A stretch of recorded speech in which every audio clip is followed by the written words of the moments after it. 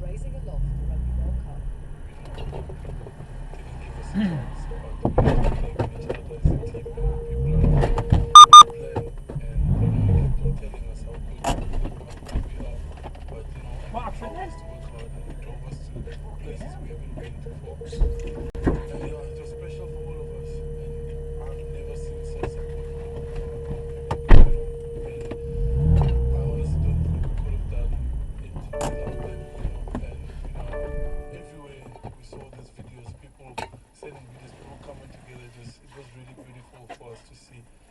And yeah, it was awesome to have my dad here. Really grateful that I could share this moment with him.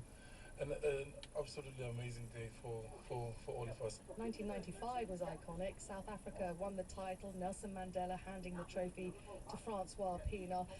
Did today top that? Was it the fitting finale to this Rugby World Cup? Well, it's not really up to us, I suppose, to say whether it topped it, Sonia. It's up to South African people to say it. And those here